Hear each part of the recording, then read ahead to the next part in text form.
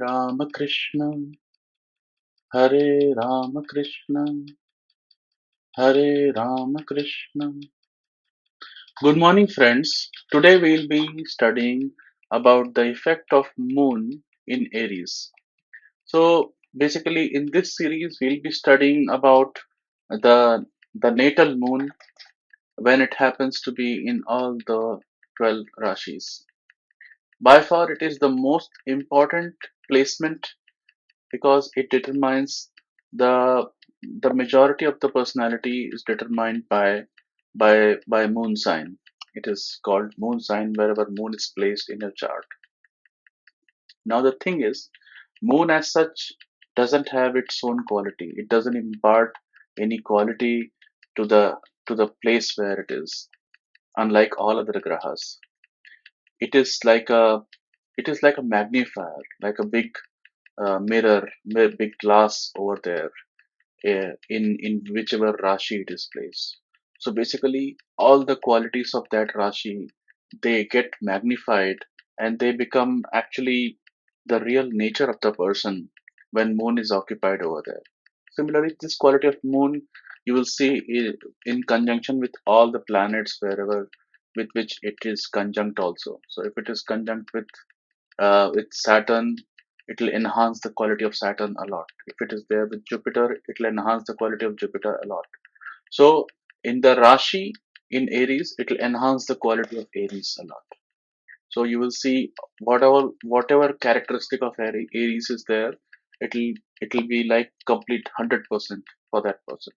It will basically set the premises against which all other grahas will play out. Basically, the background of the story will be set by where the moon is placed in your chart. So, some qualities of the Rashi will be there. Next, it will be modified by the the planet which is aspecting it. Okay, so let's deep dive into all the qualities that moon in Aries will provide. So first of all, Aries moon. So Aries is the movable sign. Okay, and being movable sign, it makes the person very highly energetic, and also the Lord is Mars, so it makes him very vacillating. Okay, because Mars is relatively a fast planet. So combination of Char and the fast planet makes the person vacillating. He is not steadfast on his decisions, on his way of thinking. Then second is Sun and Mars, they both are fire, and Aries is also fire. So there is a lot of fire in the person that makes the libido in the person very strong. And it also makes the person subservient to the woman because he has such a strong libido that he basically goes about the opposite sex. So in short, becomes sort of subservient to the opposite sex. Aries is the sign of Saturn's debilitation. So whatever Saturn's karakattvas are there, so some negativity you will see over here. So first of all, Saturn is the lord of 10th house. It's a 10th lord for Aries moon sign. So it will basically give the weak knees because it is debilitated over Aries. It will give ugly nails because nails are the karakattvas of Saturn. Saturn rules over the nails or the other exoskeletons like nail and bodily hair and all. So all those things will be ugly. Bodily hairs will be there, and there could be head injuries also because of Saturn's debilitation, and also because of lot of Agni from Sun and Mars. Then it is the exaltation sign of Sun. So what will happen because of that? Let's see. So Sun represents gold. So it will give the person's body will have the golden hue, the um, golden complexion will be there in the person's. Uh, he'll get the steady wealth because Sun rules over the wealth.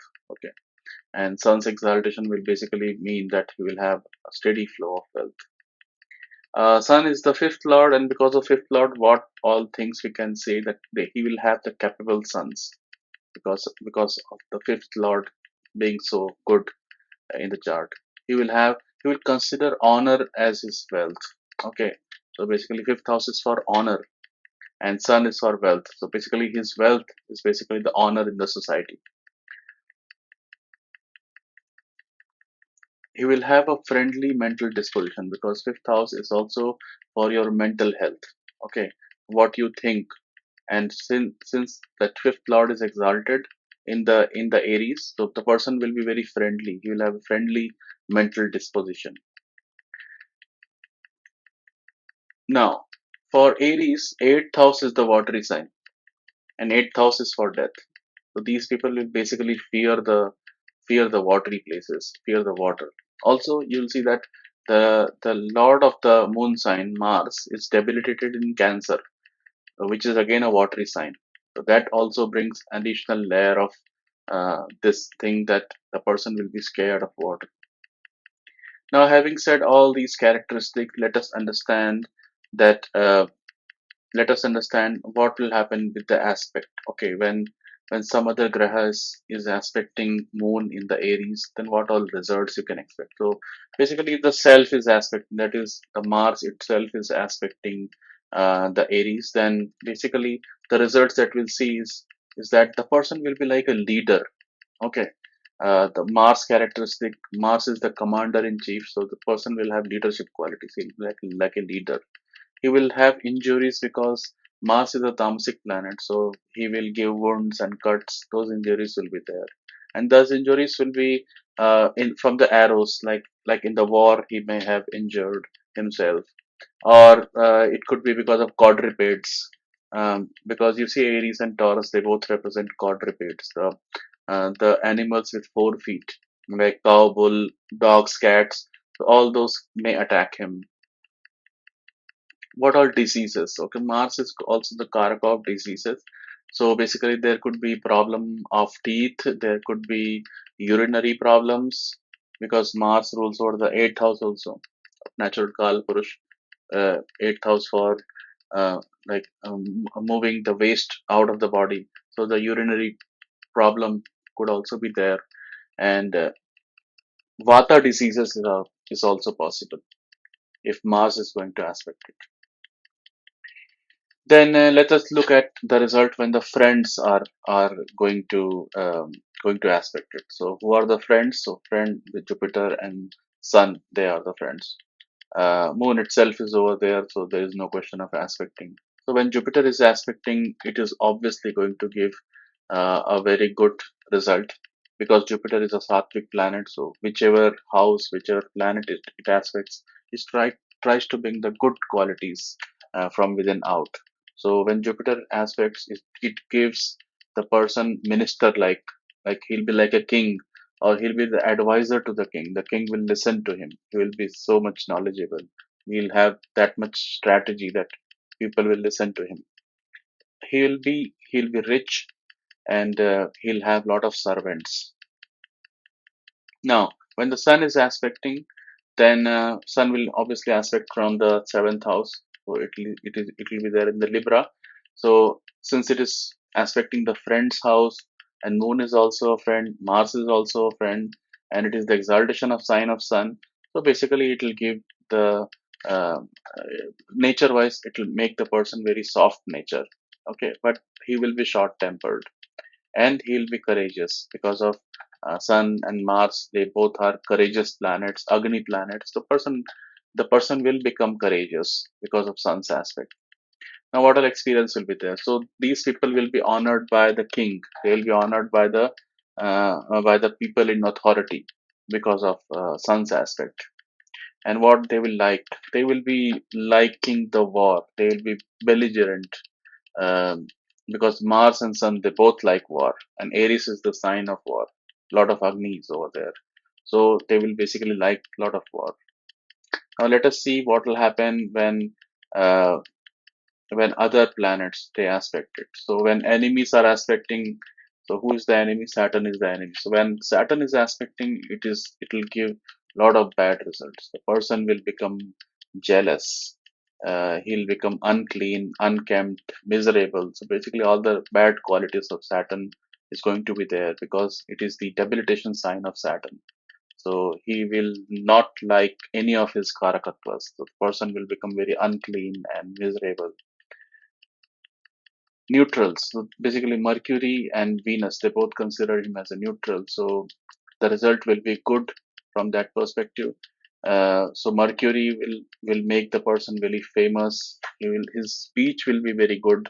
He'll be like a poetic speech. He'll be teaching various disciplines because Mercury is knowledgeable. He's learned in various disciplines. So when it aspects the moon as well as the Aries sign, the person will basically interested in teaching various subjects.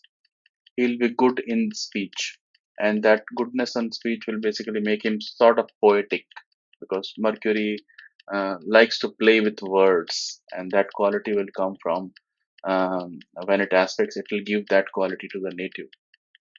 Other neutral is Venus. So when Venus aspects Mars, the person tends to eat less. Uh, it could be because, see, Venus rules over the water, okay, water element, and Mars and Sun, they are the Agni. So if Agni is too high, if you put some water, the Agni will basically diminish. So uh, it could be the reason why with Venus aspect, the person will tend to eat less. He'll be fortunate. Venus is the Rajasic planet and a Soumya planet, so it will make the person wealthy, fortunate. The person will have good wife, he will have good sense, he will have good wealth, and he will have the wealth in the form of ornaments. He'll like to adorn the ornaments. All these results will be there. So I think we covered all the planets. Namo Narayana.